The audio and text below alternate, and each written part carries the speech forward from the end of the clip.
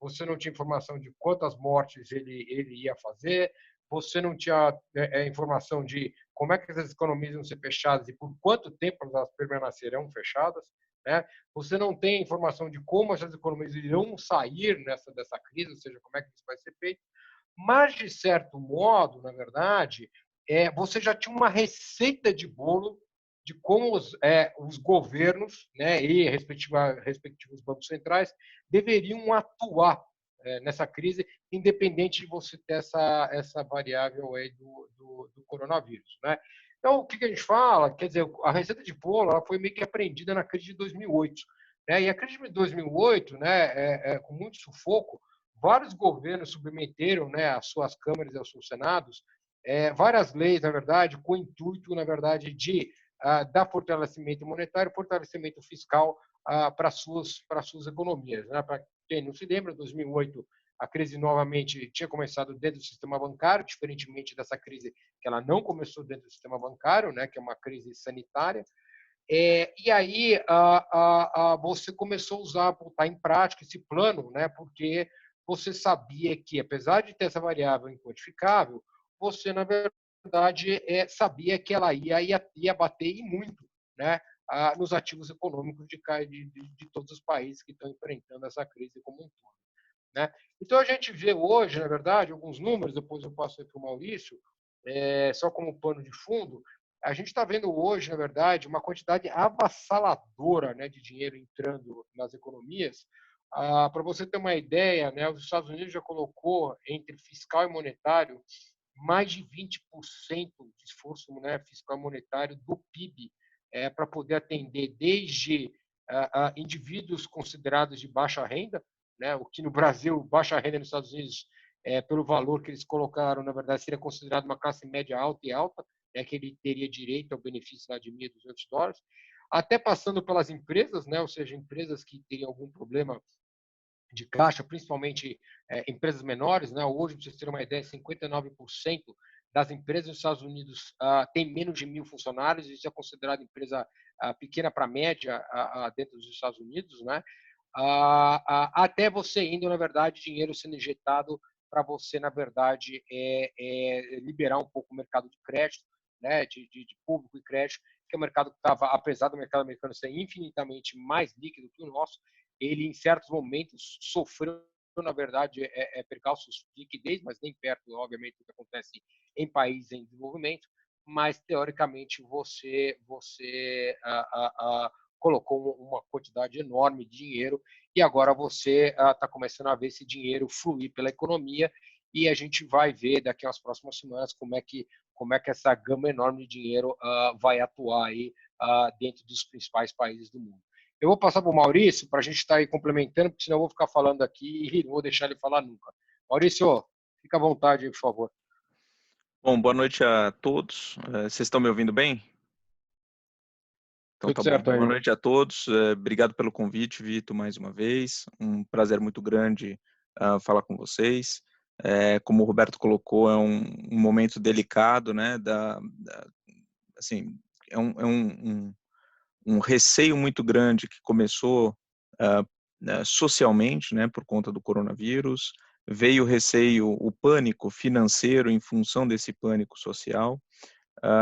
E esse pânico financeiro antecipava, de alguma forma, através da precificação, como o mercado financeiro sempre faz, antecipava o eventual pânico econômico, né, que é o que a gente está vendo por agora. O Roberto bem colocou, né, acho que a parada da atividade econômica ela é muito intensa, ela é muito abrupta e ela é muito generalizada, então ela afeta o mundo inteiro. Se a gente lembrar, acho que há um mês atrás, quando a Itália colocou em um pouco mais de um mês, quando a Itália fechou Milão, foi uma notícia difícil de ser digerida, né? Pouca gente acreditava que fosse possível isso acontecer. Alguns poucos dias depois, a Itália se fechou inteira. E isso já parecia até um pouco mais normal do que o fechamento de Milão. E hoje, quando a gente olha para o estado em que estamos e acho que até o evento que estamos fazendo aqui, né, uma live via Zoom, a verdade é que eu, pelo menos, até um mês atrás, nem sabia que o Zoom existia. Estamos aqui fazendo lives, cada um de sua casa. isso mostra uma paradeira da atividade econômica muito forte, né? Uma queda muito abrupta, com impactos bastante significativos, principalmente quando a gente fala de mercado financeiro, para impactos em ações, né? O resultado de empresas certamente vai ser afetado. Acho que não há mais dúvida com relação a isso, né? A dúvida que a gente tem agora é qual vai ser a velocidade de recuperação, né? Quando começa a recuperação e qual a velocidade dessa recuperação? E essa é uma dúvida que ainda permanece no mercado, né? Alguns países já vêm tentando iniciar algum processo de retomada da atividade econômica. A Áustria talvez seja o primeiro desses países. Outros países já começam a falar de um desenho, de um plano de saída da quarentena, mas a verdade é que, como o Roberto bem colocou, é tudo muito incerto. E da incerteza, o que a gente acaba vendo é um desconto em preços de ativos muito grandes, né?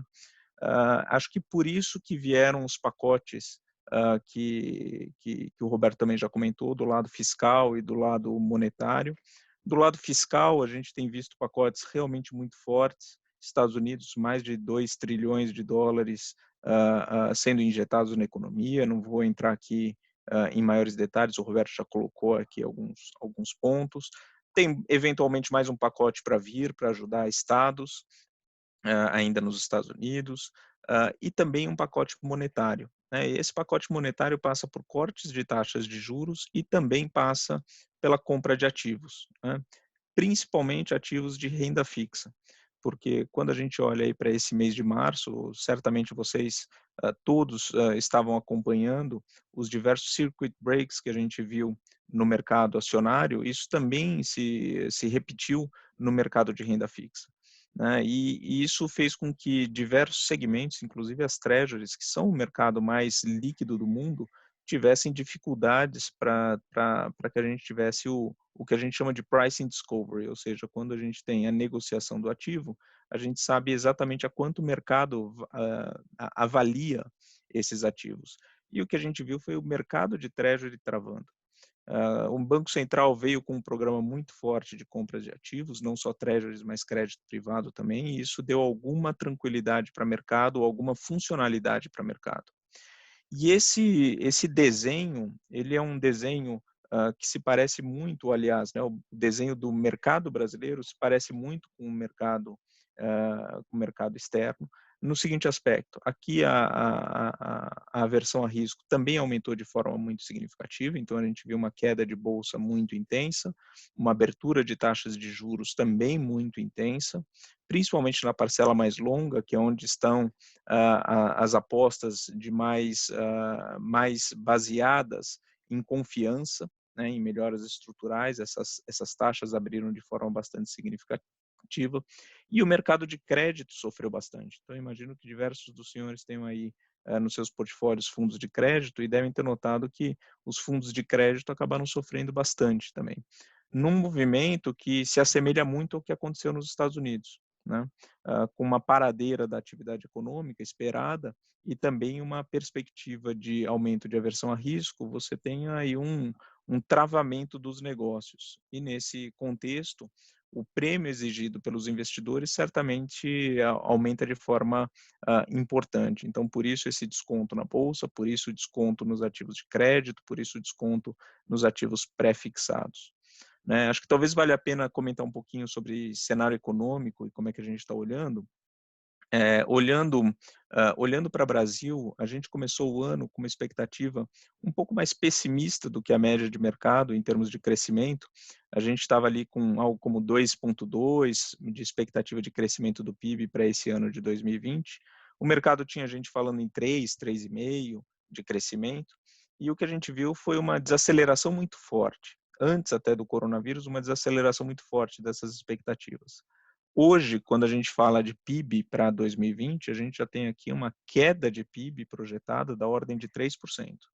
Se vocês puserem uma arma na nossa cabeça e falarem tem que dar um número agora para acertar o final do ano, possivelmente seria até abaixo dos 3%, né? Então, eu diria que é um 3% de queda com o risco de ser mais baixo ainda. Para um ano de 2021, que também não deve ser muito maravilhoso em termos de recuperação. A gente tem aqui queda de 3% esse ano e algo 6% de alta no ano que vem. Parece bastante, mas dado que você estaria subindo 6% de algo que havia caído 3%, né, o que vai cair 3% aqui, a gente está falando de um crescimento anualizado abaixo de 1,5% nesses 2 anos, o que é muito pouco. Né? Para quem começou o ano pessimista achando que a gente ia crescer só 2,2%, você imaginar que a gente vai ficar aí no acumulado de 2 anos abaixo de 1,5% ao ano é realmente muito fraco. E quando a gente olha para o que vem acontecendo, né, o fato de que a atividade econômica realmente parou de forma bastante abrupta, como eu disse, a discussão que pesa agora é em relação à duração da quarentena. Porque, dado que o ano calendário, obviamente, tem data marcada para terminar, 31 de dezembro, quanto mais a gente postergue o fim da quarentena, mais afetado é o ano calendário agora e também mais afetado é o ano que vem. Isso porque o crescimento do PIB depende, para a gente falar de um ano fechado, da velocidade com que você entra com a economia naquele ano. Então, se a gente postergar muito a saída da quarentena, se houver uma demora muito grande, né, e esse problema, essa paradeira da atividade econômica se estender pelo terceiro trimestre, por exemplo, desse ano, não só os 6% ou 3% de queda esse ano vai ser uma queda ainda mais acentuada, como a gente provavelmente vai ver uma velocidade menor de recuperação no ano que vem. Então, não é que você compensa no ano que vem. Eventualmente, você tem uma velocidade menor. E isso, obviamente, tem impacto em resultados de empresas. Né? Então, certamente, a precificação de bolsa é uma precificação bastante sensível a esses resultados. O que eu diria que, se é que dá para colocar como uma boa notícia, né? Mas o que eu diria como uma consequência, no mínimo, positiva aqui, é o fato de que esse é um ambiente extremamente deflacionário. Né? Então, tanto aqui quanto no restante do mundo, a inflação deve ser significativamente mais baixa do que se imaginava. A gente projeta aqui uma inflação na casa de 2 e poucos por cento. O que significa que todos esses pacotes monetários e fiscais que o Roberto comentou, já bastante, eles não deveriam trazer um impacto inflacionário ou uma surpresa inflacionária que forçasse os bancos centrais a puxarem essas taxas de juros de volta para cima muito rapidamente. Então, quando a gente olha para a Bolsa, eu diria que aquela frase feita, né, de que Bolsa é um investimento de longo prazo, hoje isso se faz ainda mais presente. Né? Para quem tem liquidez, para quem tem espaço, para quem tem estômago, eu diria que a Bolsa hoje apresenta um valuation bastante atrativo. Né? Diversos setores, depois aí o Vitor vai conduzindo a conversa, a gente pode entrar em coisas mais específicas, mas a bolsa apresenta um valuation atrativo. Mas não só a bolsa, né? Ativos de risco em geral apresentam um valuation atrativo. Então, renda fixa de longo prazo está muito interessante. Mesmo crédito privado, aos níveis atuais, tem se mostrado bastante interessantes. A gente tem estratégias que fazem gestão de crédito privado, de renda fixa, com potenciais ganhos na nossa visão a médio prazo, muito, muito interessantes. Mas aí eu queria, enfim, parar de falar um pouquinho para o Vitor poder ir tocando a conversa aí com a gente. Não, tá ótimo. Pedi ajuda para vocês por isso mesmo. Não, eu ia pedir uma ajuda do Roberto para entender 3 pontos que eu tenho. A gente está vendo o mercado aqui, olhando muito para fora, ligado totalmente às notícias que estão vindo de fora, e eu acho que tem 3 pontos que deveríamos estar atentos, principalmente nos Estados Unidos. Se essa enxurrada toda de dinheiro que está vindo ao mercado, não só nos Estados Unidos, mas em todos os lugares, vai ser suficiente para suportar a crise inteira. O auxílio-desemprego nos Estados Unidos, o número de vagas que saiu na sexta-feira veio acima do esperado, isso pode continuar crescendo e gerar uma preocupação ainda maior. E o impacto do petróleo na economia americana, que a gente sabe que é extremamente importante. Então, pode fazer um mix, mas eu acho que são 3 pontos que têm tirado a atenção do nosso mercado aqui. Vamos lá. A primeira resposta à sua pergunta o que eu tenho para te dizer, não sei.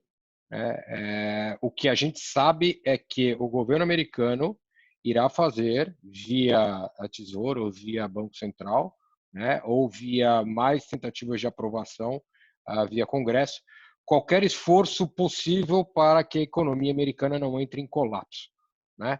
Então, isso para a gente está muito claro, não só nos Estados Unidos, né? Como eu te falei no início que a gente estava falando, a receita de bolo, certo ou errada, né? A gente não sabe ainda, porque você continuava aí com um certo afrouxamento, com liquidez monetária dos bancos centrais ao redor do mundo, desde a crise de 2008, ela não havia ainda sido zerada, né? Você, na verdade, sabe hoje que será feito, né? E essa é a receita que está sendo utilizada, que foi aprendida em 2008, e ela, como o Maurício também colocou aqui, né? Ela é muito maior do que foi em 2008. Para vocês terem uma ideia, o esforço fiscal feito em 2008 foi de 5,5% do PIB, e a gente já passou dos 10% do PIB até então, né? Um ponto interessante, se é que pode ser interessante, é que essa crise está afetando os dois lados, né? Oferta e demanda, né? Normalmente, quando você tem uma crise, ela não bate na oferta, né? Ela bate na demanda, né? Então, a primeira coisa que acontece, as pessoas param de consumir, param de comprar, e apesar da empresa ter, naquele momento, a capacidade de produzir, ela, na verdade, não tem para quem entregar. Agora, você não tinha nem como produzir, né? Porque você estava em lockdown. Então, respondendo a tua primeira pergunta, em direto ao ponto, Vitor, na verdade, assim, a gente não sabe se será suficiente. O que a gente sabe é que é monstruoso, né, a quantidade de dinheiro que foi colocado, né, o Maurício já colocou mais de 2 tri aí de fiscal, então você tem mais 2 tri aí da história do monetário, e ele vai ser, se não for suficiente, será aprovado, já tem mais um plano aí para ajudar estados e assim por diante, municípios. Então, assim, será feito mais um pacote, né, até que você consiga equilibrar. Nos parece que é um valor que o mercado gostou, né? Não parece ser uma coisa do tipo, você fala, olha, quem vai pagar essa conta lá na frente, que é uma outra pergunta a ser respondida, é difícil, né? Você está colocando aí mais de 4 tri só nos Estados Unidos, né? Então, nos parece é um valor muito, muito grande, né? E ninguém sabe responder se essa conta, de certa forma, como é que ela vai ser paga lá na frente, né? Mas ela vai vir, né? Os Estados Unidos hoje já tem uma dívida PIB acima de 100%, né? Se você olhar a realidade da PIB do Brasil, é bem menor que isso, né? Ela deve estar chegando próximo de 80 já, mas na verdade, assim, a gente não tem uma resposta para isso, né? E a gente acha, na verdade, que isso ainda vai longe. Quanto à tua história do auxílio-desemprego, nós já batemos aí, segundo as minhas últimas contas que eu fiz, 16,6 milhões de pedidos de auxílio-desemprego desde o início da crise. Na nossa visão, ainda vem mais 3, tá? Na casa de 5 milhões, tá? 3 ou 4 ainda bastante fortes, e aí, de uma forma bem suave, você começa a declinar aí, mas quando você fecha o número total, você botar mais 3 de 5 na conta com 16 que já vieram, você está falando de mais de 30 milhões de pedidos de auxílio-desemprego, né? O auxílio-desemprego é divulgado toda quinta-feira, né, de forma semanal. É forte, né? Se dizer que você saiu de pedidos de desemprego na casa de 200, 250, chegou a bater 280 e depois pulou para 3 e depois já foi para 5, é muito forte, né? Só lembrando que em 2008 a pior semana não bateu 700 mil pedidos de auxílio-desemprego, né? Então é um dos motivos também que você está vendo essa quantidade enorme de dinheirama que você está colocando no mercado americano, né? Seja via esforço fiscal, seja via esforço monetário, para, de certa forma, você poder ajudar e começar a fazer a máquina voltar a girar de novo. Então, assim, como eu coloquei, dá um para dois, assim, uma tem a ver com a outra, né? Então, assim, se faltar dinheiro, vai ser colocado dinheiro, vai demorar ainda para você ver uma melhora, mas o que a gente conversou lá fora, conversou com alguns economistas dos escritórios, das empresas do grupo, a gente ainda tem aí pelo menos umas 2, 3, não seria nada fora do normal, infelizmente falando, que você visse aí mais 3 tombos de 5 milhões, aí na casa de 5 milhões. Tá? Então é isso jogando o número para 30 milhões. Na casa do OPEP, na história do OPEP, a gente teve um call com o nosso estrategista econômico na semana passada, antes do feriado, e que a gente, de uma das perguntas que a gente conversou muito com ele era qual é a diferença, né, entre oferta e demanda. Então, hoje o mundo produz cerca de 80 milhões de barris dia, e na visão dele, o mundo hoje tem, na verdade, produzido assim, na casa de 25 milhões de barris acima, entre 22 e 25 milhões acima do que precisaria, né, para o atual momento da economia. Foi feito um acordo, né, esse acordo avançou no final de semana, porque você tinha a história do México, o México se recusava a cortar mais de 20 e poucos por cento da sua produção, e aí o México acabou ficando fora, bem provável que ele saia do acordo da OPEP, né, e se torne um membro independente, na verdade, né, não membro, mas independente, tome as suas próprias decisões fora do cartel da OPEP. Mas o que foi feito foi um corte aí na casa de 9,7, 10 milhões. Esse corte vale pelos próximos 2 meses, depois ele cai, se não me engano, para 7,5, 8 até o final do ano, e depois o corte fica na casa de 5, 6 milhões. Ele é suficiente para você colocar, até conversei com ele, falou assim, esse corte é suficiente? Falou, não é suficiente porque, teoricamente, você está só cortando 50% do excesso de oferta, um pouco menos de 50% do excesso de oferta que está na rua. Mas ele é suficiente para você, pelo menos, colocar o preço do barril do petróleo a 30, 40 dólares, né? O que não resolve o problema de algumas economias que são dependentes, mas também está longe de ser como algumas casas chegaram a projetar 15 dólares o barril, onde praticamente nenhum produtor de petróleo, na verdade, teria lucro ou algum tipo de lucro com esse petróleo a 15 dólares. A 30, 40, a Petrobras vai mal e anda aí aos trancos e barrancos, mas ela consegue, de certa forma, funcionar com 30, 40 dólares, e a grande maior parte dos países também consegue nessa diretora.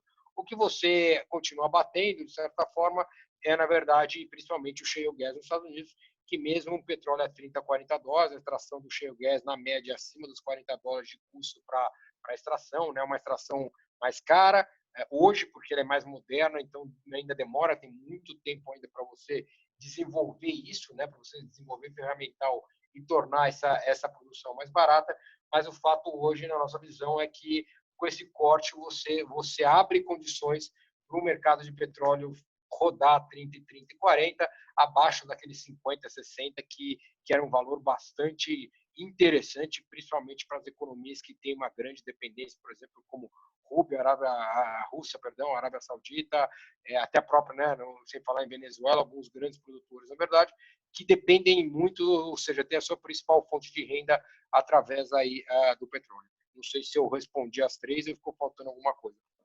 Não, respondeu sim, respondeu super bem. Outro ponto só, para ajudar a gente a digerir um pouco, a gente assume que não acompanha, mas não tão de perto. Hoje começou, pelo que eu li, começou a ser divulgado alguns resultados trimestrais. Provavelmente teremos impactos importantes e negativos nesses números que começam a sair. Hoje tinha, sei lá, JP, tinha mais Bank of America.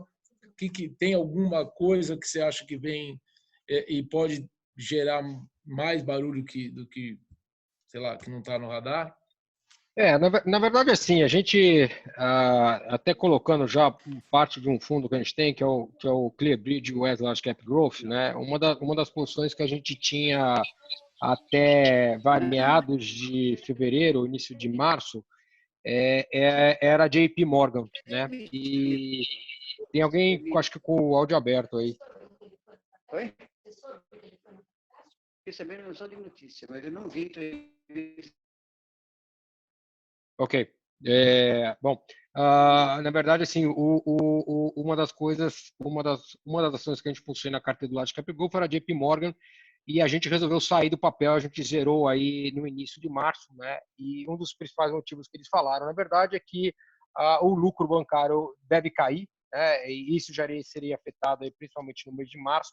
A gente tinha a JP Morgan porque era uma posição defensiva nossa na carteira, né? Não que a gente achava que ia ser, na verdade, uma coisa que seria espetacular, mas porque a gente achava que os valuations, principalmente no setor de tecnologia, estavam extremamente puxados, e a gente resolveu, desde o final do ano passado, nesse fundo, ter uma posição mais conservadora.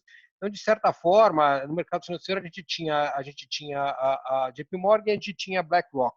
A gente saiu das duas, né, das duas posições, porque a gente achava que com a fraqueza da economia, né, são duas, um é o maior gestor global do mundo, o outro é um dos maiores bancos do mundo, né, a gente entendia que as perdas se elevariam, né, e que não que esses bancos estivessem com uma situação, aliás, muito pelo contrário, para vocês terem uma ideia, eu resolvi dar uma fuçada para ver como é que estava a saúde na média dos bancos europeus e americanos. Em 2008, né, mesmo que vocês não entendam um pouco de economês, na verdade, um dos índices que a gente usa para ver a saúde bancária é o índice de Basileia, né? O último nível que a gente tem é o Basileia 3, e aí eu dei uma olhada só no Tier 1. O Tier 1 é basicamente, vamos dizer assim, o primeiro time de bancos, na verdade, né? E o Basileia 3, para vocês terem uma ideia, ele estava na crise de 2008, nos bancos, a média em 3,3 contra 13,6 no momento atual, né? Na Europa, 4,2 e 12,2, ou seja, mesmo a situação, na verdade, bancária está bem melhor, ou seja, a situação bancária é relativamente confortável, a gente achava que, na verdade, faria sentido porque os lucros do banco seriam afetados, porque a quantidade de negócios iriam diminuir ao redor do mundo, e, portanto, não faria sentido a gente estar posicionado. Tinha coisas que nos pareciam na crise, né? Eu até posso conduzir um pouco aqui, falar um pouco, nos pareciam mais interessantes. E no caso, por exemplo, de BlackRock, na verdade é muito simples, né? Cliente, na verdade, zerando posição, indo para fundos, indo para caixa, ou, na verdade, que estavam muito alocado em produtos mais agressivos que pagam mais receita, né? Porque exigem mais estudo por trás, mais análise por trás, e, portanto, você tem mais gente negociando. E aí você, teoricamente, nosso entendimento é que esse patrimônio que eles gerem acima de 5 tri iria cair, a gente não sabe os números atual, a gente resolveu sair dessas duas posições de banco. Muito em linha com Bank of America, muito em linha com o Citi, mas as duas principais posições que a gente tinha hoje, que a gente carregava, por exemplo, no fundo, era Bank of America e BlackRock, a gente saiu das duas posições. Legal. Maurício, conta um pouco para a gente está vendo um pouco o mercado, a gente teve uma saída forte do investidor estrangeiro, que impacta bastante o nosso mercado, o mês de abril essa saída foi gigante, agora olhando para o nosso mercadinho local, o impacto que você está vendo nas companhias desse TRI, acho que daqui para frente, né, que demorou um pouco mais, acho que no próximo TRI vai impactar mais. O que você está esperando para os próximos meses? O que você está achando do nosso mercado daqui para frente, diante de tudo que vai começar? Eu acho que aqui ainda mal começou, né? Acho que você tem aí, começando aí pelo final aí da sua colocação, uma coisa importante que o mercado financeiro tem acompanhado é o fato de que o Brasil está atrás da curva de outros países em termos de contaminação do coronavírus, né? À medida, o mercado financeiro é interessante, né? Ele sempre gosta de tentar quantificar o máximo possível as coisas. E à medida que ele vem acompanhando o desenrolar aí desde da época de China, mas aqui China os dados são sempre meio duvidosos, né? Então, principalmente Itália, Espanha, quando os números começaram a sair, você vai tabulando os números e a partir de um determinado corte que seja relevante, por exemplo, a primeira morte, ou 50 contaminações por dia, etc., você consegue traçar literalmente curvas que vão se ajustando de forma muito parecida entre os países, né, quando você ajusta em termos de tamanho de população e tal. Então, começando aí pelo fim da sua colocação, o Brasil efetivamente está atrás dessa curva, em relação aos Estados Unidos, em relação à Europa, certamente, né? Basta a gente ler o jornal e ver que na Espanha os níveis de contaminação estão desacelerando, na Itália estão desacelerando, enquanto aqui as coisas estão começando a acelerar ainda, né? Então, acho que talvez uma das vantagens da gente estar atrás dessa curva é que a gente consegue aprender com a experiência alheia. Então, a gente vê aqui em São Paulo, por exemplo, os hospitais de campanha que foram feitos, etc. E isso também se reflete em mercado financeiro. Quando a gente olha para resultados de empresas, certamente a gente vai ter um impacto bastante significativo, né? Em relação ao que a gente esperava de resultados na virada do ano, a gente está falando aqui de uma queda da ordem de 15% a 20% dos resultados das empresas. Então, se eu esperava um resultado para uma empresa de 100 para o 2020, talvez agora eu espere um resultado entre 85 e 80 para 2020. com um número que não deve ser muito melhor em 2021, né? Com alguma recuperação, alguma acomodação, mas um nível certamente menor. Isso nos leva, portanto, a ter uma expectativa de que a atividade econômica não respondendo, os resultados de empresas certamente vão ser afetados, né?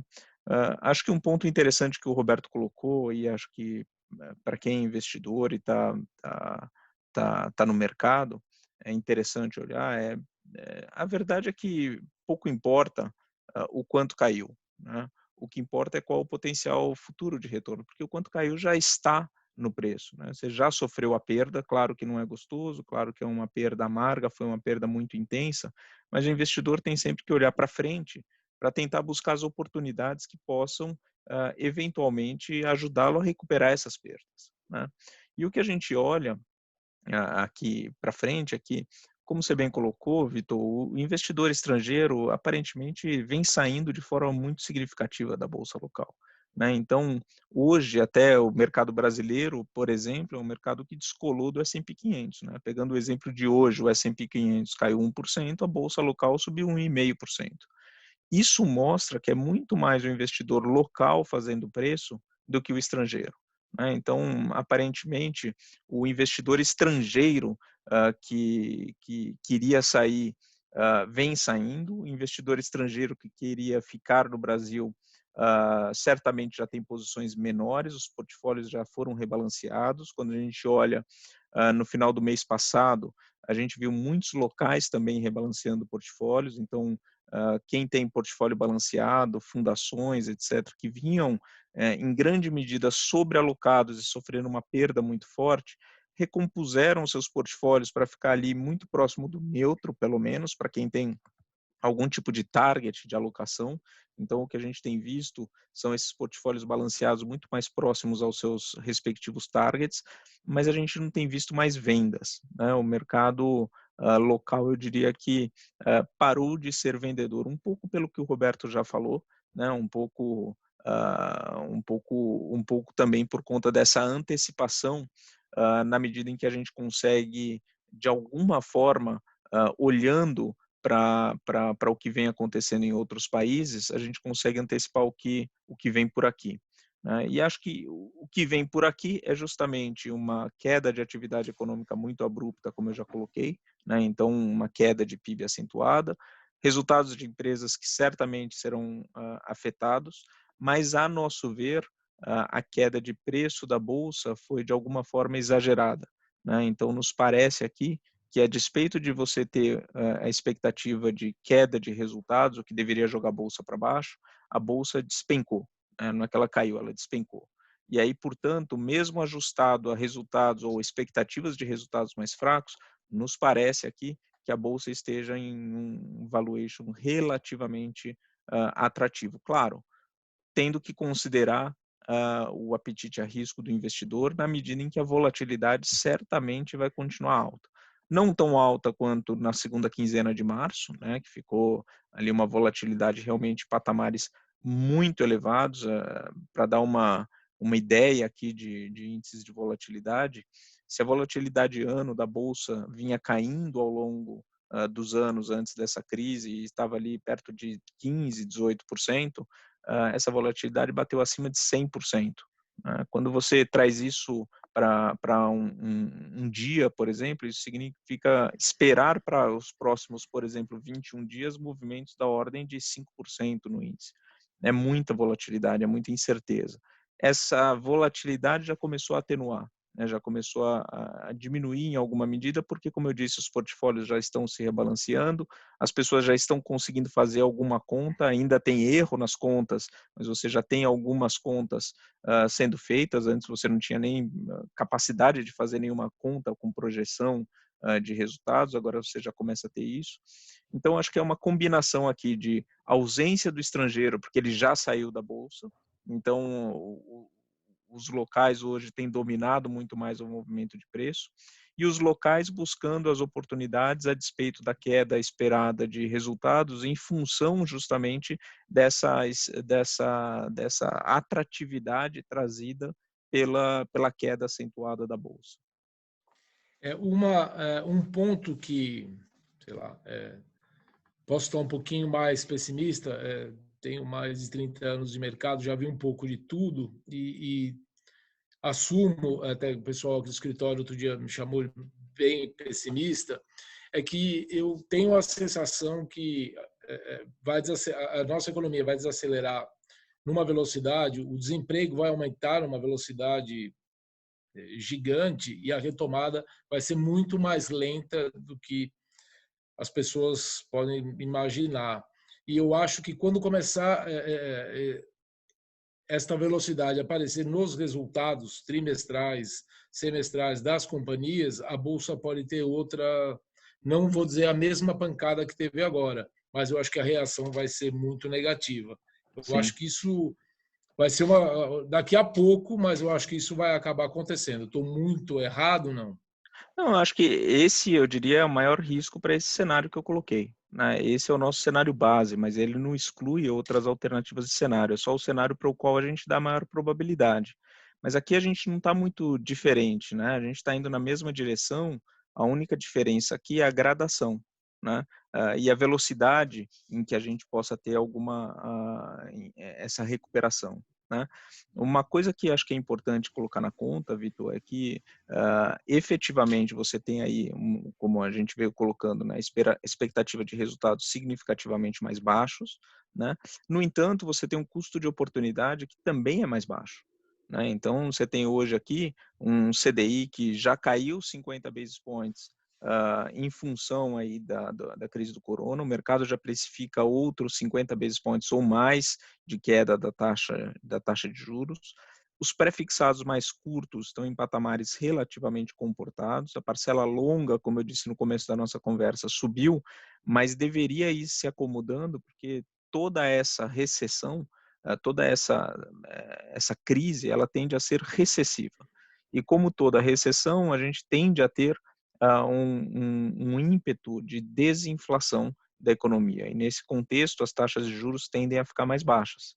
Então, acho que uma coisa também importante é colocar na conta aqui que o custo de oportunidade global certamente vai ser mais baixo do que seria não houvesse a crise.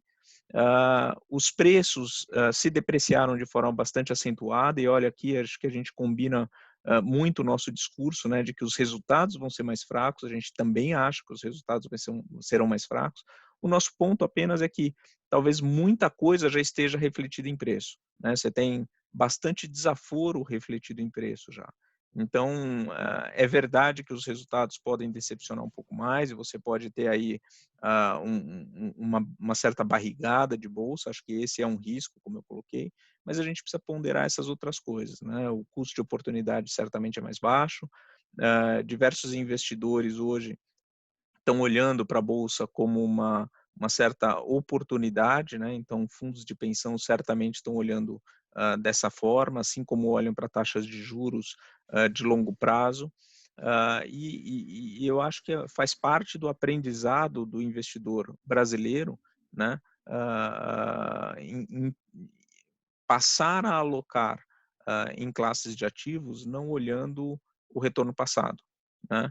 E sim olhando as perspectivas futuras de retorno desses ativos. Então, eu acho que, por mais que a gente tenha aí resultados mais fracos, como você vem colocando, talvez a gente tenha algum suporte de preços de ativos justamente por conta dessa demanda que me parece estar amadurecendo de forma bastante interessante, até por conta de trabalhos como esse que você vem fazendo aí para disseminar informação junto aos investidores. Vou fazer um comentário aqui que a gente tem feito. Por incrível que pareça, nesse período foi mais difícil explicar para os clientes com dinheiro em fundo de renda fixa, com crédito privado, o negativo desse fundo, Sim, do que explicar o tombo da bolsa. sim. Porque o cara procurou um fundo de renda fixa que para ele era zero risco e agora ele viu um para trás. A bolsa está no risco dele. Bom, antes que termine, Maurício, você sabe qual é a dinâmica do nosso amigo, cliente, investidor. Uhum. Fala um pouco para a gente, depois tem uma pergunta que eu preciso passar aqui, que chegou. Já que a gente falou em oportunidade, falou em desconto que ficou gigante. Nos fundos, depois eu queria que vocês comentassem os fundos que os investidores podem olhar, que estão na plataforma para eles investirem, que vocês falem um pouco dos fundos. Que setor, um papel, o que você acha que pegou um desconto importante para a gente acompanhar, para o nosso amigo que está acompanhando? Já me mandaram aqui, pede para falar de papéis. Uhum.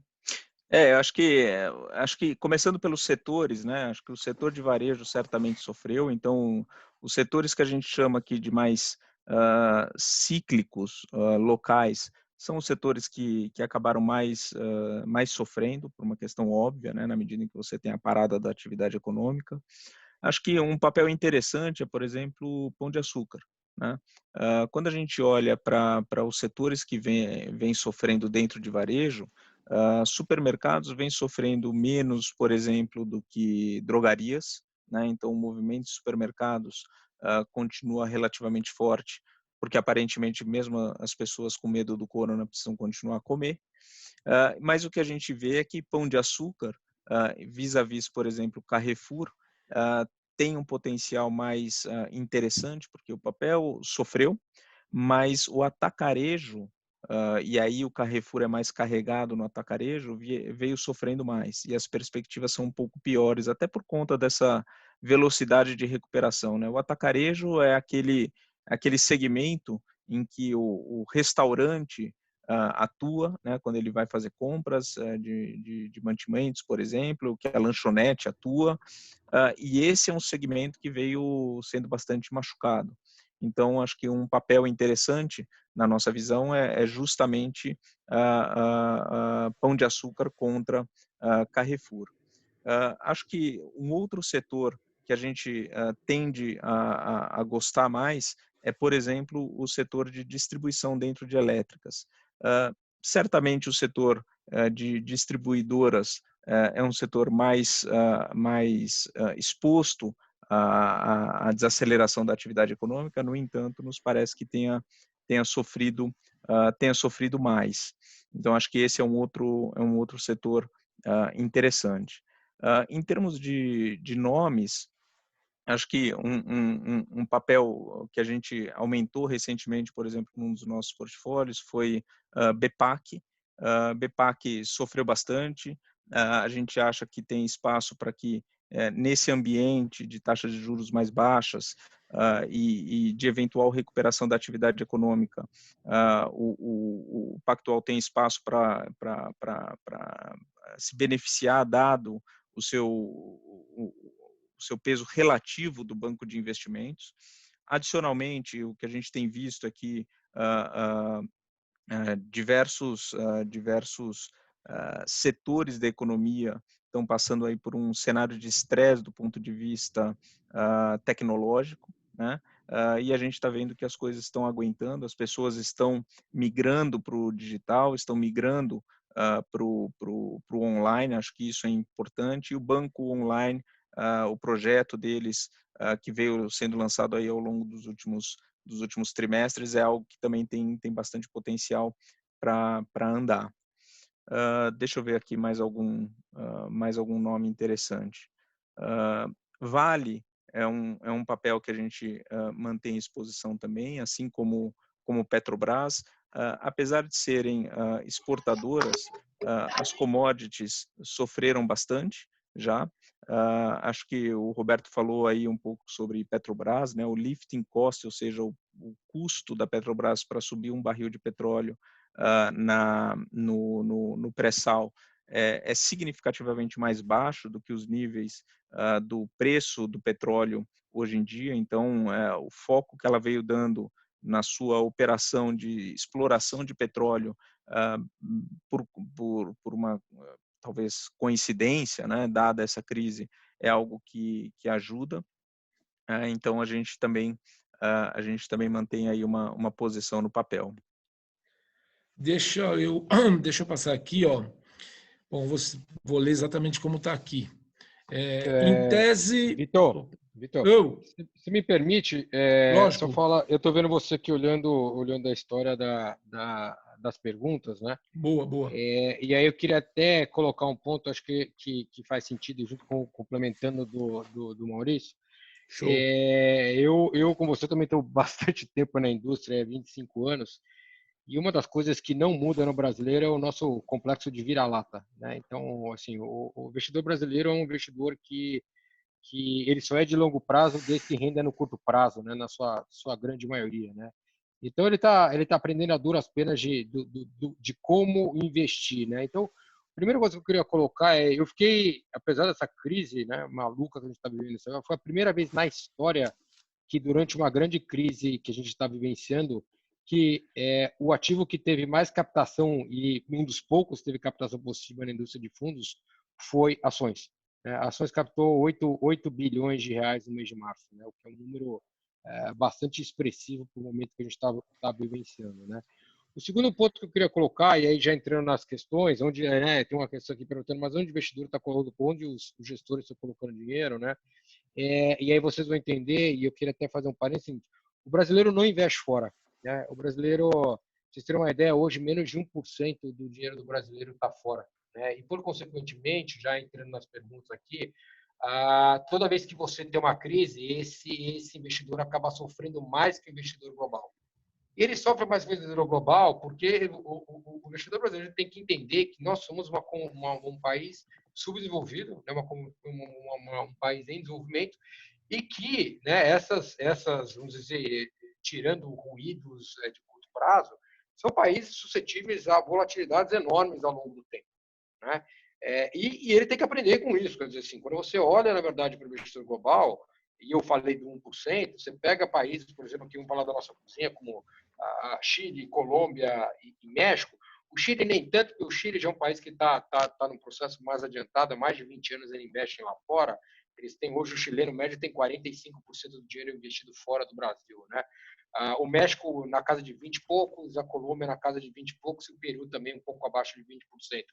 Mas o que eu falo para hoje, assim, hoje vocês olham para a prateleira da XP, existe uma quantidade enorme de fundos de exterior. Então, assim, o cliente não precisa mais abrir conta fora, mandar dinheiro, transferir, falar com alguém lá fora, criar uma conta.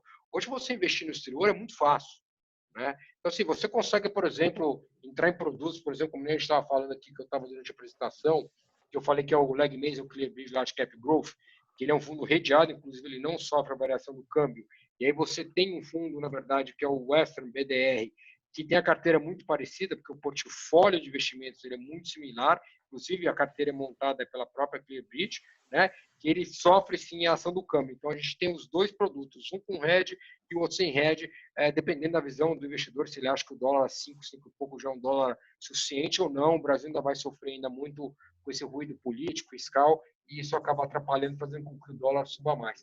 Mas quando você olha, né, hoje o cliente já tem como investir lá fora, né? Ele já tem como comprar papéis. É uma das grandes reclamações que a gente tinha no passado era que o cliente olhava para você e falava assim, pô, eu adoro as empresas globais, tenho produtos ou serviços das empresas globais e não consigo participar do lucro dessas companhias, né? Então, por exemplo, hoje, o cliente quiser, por exemplo, entrar num fundo como o nosso, né, seja ele dolarizado ou não, ele consegue, por exemplo, comprar Amazon, ele consegue comprar Visa, ele consegue comprar Facebook, ele consegue comprar Apple, tudo dentro da carteira, né? Esse produto, nessas duas carteiras, eles compram o quê? Papéis de empresas com no mínimo 5 bilhões de dólares de capitalização de mercado, ou seja, são grandes empresas, ou seja, estamos falando de 25 bi, empresas que valem no mínimo 25 bi de reais, né? E empresas, na verdade, que esse cliente admira, né? Então, quando a gente fala da carteira, por exemplo, do large cap, na verdade, o que ele tem? Ele tem 8,5% da carteira dele em Amazon. Mas vocês começaram a comprar agora? Não, a gente só aumentou a posição em Amazon. Para vocês terem uma ideia, a gente carrega a Amazon nesse portfólio há quase 17 anos. A gente nunca saiu. Obviamente, por valuation, você vai aumentando e diminuindo a posição, né? Mas hoje eu dou para esse cliente a possibilidade dele participar, na verdade, de coisas que ele admira. E por que a gente aumentou a Amazon? Pelo que o Maurício falou, é muito simples. Está todo mundo comprando, na verdade, né, via meio eletrônico, né? As pessoas estão com medo de ir na rua. Você olha outros papéis, na verdade, que a gente gosta muito, por exemplo, como a Zoetis, né? Zoetis, na verdade, ela é uma das maiores fornecedoras, na verdade, de vitaminas e vacinas para o mundo animal, né? Então, assim, quem tem cachorro, quem tem gato, enfim, gado, enfim, ela é uma das, para quem mexe com isso ou tem um animal de estimação, já comprou provavelmente um produto da Zoetis. E por que a gente comprou neles? Porque a gente acha que é um papel, na verdade, que ele é um papel independente do que aconteça no mercado, né? E a economia vai e volta, tem coronavírus, você vai continuar alimentando os animais.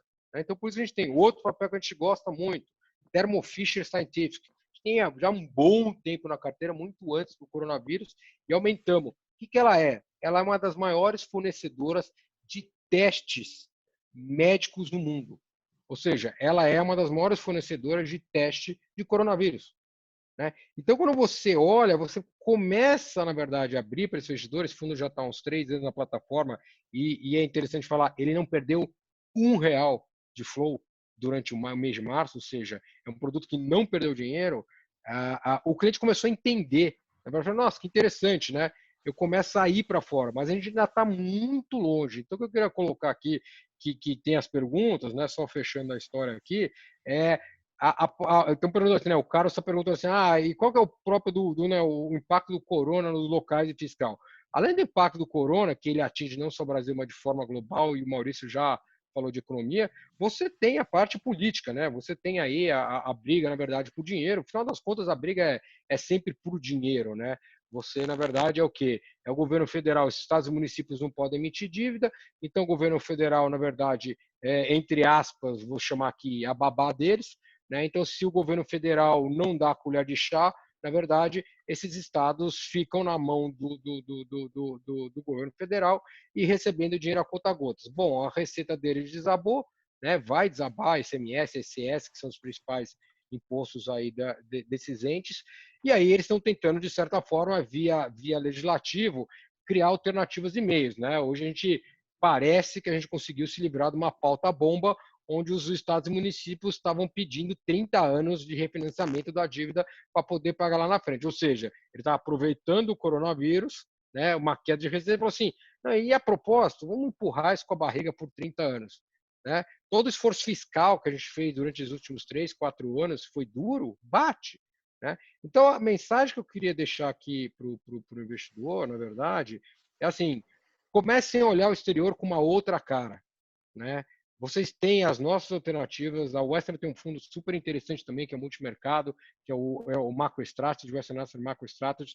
Ou seja, o cliente hoje ele tem sim a facilidade, os valores iniciais são baixos, é R$5.000 para entrar, né? Não tem problema de liquidez. Vocês vão falar, que nem fundo de ações no Brasil, o cara é D30, D60, D90. Todos esses fundos são D1, D5. Né? O cliente, por que é D5? Só por causa de feriado e pelo tempo que o dinheiro demora um pouco para vir fora do Brasil. Porque senão esses fundos seriam D1. Né? A liquidez, obviamente, ela não é infinita, mas ela é infinitamente maior. Né? Esse fundo, o Large Cap Global que está falando, ele tem mais de 20 bi de investidos. Ou seja, está falando de um fundo de ações que tem 100 bi. No Brasil, qualquer fundo de ações com 3 bi de tamanho, o cara não fecha o fundo, põe D30, D60, D90, né? O MacroStrategy que a gente está falando, que é um produto derivado do fundo lá de fora, ele tem 15 bi de dólares investido na estratégia.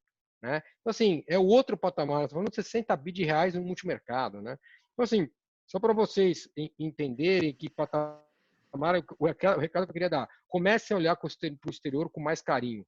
Vocês têm alternativas para investir, vocês têm produtos, né, para poder investir lá fora. Se vocês não começarem a investir no exterior, né, vocês na próxima crise sofrerão, na verdade, do baque. E o resultado, na verdade, para a gente é muito claro. Né? Enquanto a Bolsa, até pegar minha colinha aqui, caiu até o dia 31 de março, a Bolsa, o Ibovespa caiu 65% em dólar, tá? Nós estamos falando em dólar, tá? Desde o início do ano, né? O S&P está caindo, na verdade, menos de 20% no ano, né? Então, só para... Perdão, não. 45,86%, perdão, o Ibovespa e 12,35% caindo no S&P no ano. Então, assim, é uma diferença de quase 4 vezes maior, né? Está na hora do investidor entender, olhar com mais carinho para fora. E se você perceber, né? Vários gestores já devem ter passado aqui na live de vocês, e em vários outros canais também, você olha jornal, na mídia, uma grande parte dos gestores que são equities, que podem comprar fora, ou multimercados, com renda variável e investimento exterior, estão comprando S&P, né? Não que ele não... por que ele não gosta? Lógico que ele gosta da Bolsa Brasileira, né? Está super descontado, o Maurício colocou aqui. Mas, na verdade, a opção, a Bolsa do S&P também estava mais cara, né? E hoje ela está cerca aí de 25% mais barato em termos de valuation do que ela estava. Então, assim, comece a olhar com um pouco mais de carinho para o investimento no exterior, né? Existem as opções, são mais de 20, a última vez que eu vi era mais de 25 fundos de exterior na grade da XP. Comece a olhar um pouquinho com mais carinho, porque a tua carteira vai ficar mais organizada, a tua volatilidade vai diminuir, né? E você passa a ter acesso a ativos que você gosta, você admira, e você passa a fazer parte, na verdade, do lucro dessas companhias e não só gastar com elas, né? Roberto, só para a gente encerrar aqui, que está muito legal, a gente fala, pô, não vai dar 1 hora, mas dá fácil. Tem mais uma pergunta só para a gente concluir, para não deixar ela passar. Possuem alavancagem em seus fundos? Eu sei que é uma pergunta meio ampla. Não, os fundos de ações, na verdade, não têm alavancagem, né? Os fundos de ações que a gente mencionou aqui, eles têm 0 de alavancagem, né? Agora, até o Maurício, se quiser complementar, gente, existe uma discussão muito grande entre a alavancagem financeira, né, que você faz, e a alavancagem de fato, né? Não, mas a alavancagem financeira, que é o que os hedge funds fazem lá fora, isso nossos fundos não têm, né? Os nossos fundos são todos de exterior, são UCITS. Para quem não sabe, UCITS é como se fosse a legislação de CVM para investidor pessoa física na Europa. Então, quando você vai num fundo de exterior, você acessa um veículo local que tem toda a regulação do órgão regulatório local e também a supervisão e a regulação do órgão regulatório lá fora. Então, não tem alavancagem. Mesmo o fundo de renda fixa, que pode ficar com uma duration longa, por exemplo, né, o fundo que o Roberto colocou, o MacroStrategies, ele pode ir de -5 a mais 10 anos, mas isso ele usa apenas derivativos para fazer posicionamento em taxas ou usa títulos públicos para fazer esse posicionamento. Ele não usa alavancagem em si. Tá bom. Eu vou encerrar por aqui. Vou pedir para você, Maurício, ou para o Luiz Felipe, manda para mim amanhã via e-mail, se tiver um pouco mais a respeito desse fundo que o Roberto falou, para a gente dividir, mostrar um pouco mais para cliente, e assumo que até eu mesmo nunca tinha vendido esse fundo, nunca tinha apresentado para nenhum cliente. Os outros fundos da Wester, principalmente o de ações, eu aloco bastante, mas esse eu não tinha alocado ainda. Então, se você puder me mandar um pouco de material sobre ele no meu e-mail, eu divido aqui com o escritório e com os clientes, e a gente vai mostrar mais, porque é bem interessante. E mais uma vez queria agradecer você, Luiz Felipe, que me ajudou a montar, Roberto, Maurício já é meu parça para ajudar a montar vídeo, para estar levando informação para cliente, sempre fazendo sucesso. Obrigado mais uma vez, e o que precisar da sétima é só vocês gritarem. Comentar, se alguém fizer mais alguma pergunta, quiser endereçar para a gente depois também, fiquem à vontade. Sei que são várias dúvidas, a gente também pode respondê-las depois. Mas a gente agradece aí, em nome da Aragmeda e Western Asset, pela parceria com a sétima, e tenham todos uma ótima noite, pessoal. Obrigado Roberto, obrigado Maurício, valeu, fiquem em casa aí, vamos continuar todo mundo cuidando da saúde. Um abraço e até. Aí. Obrigado, gente. Tchau, boa noite. Tchau.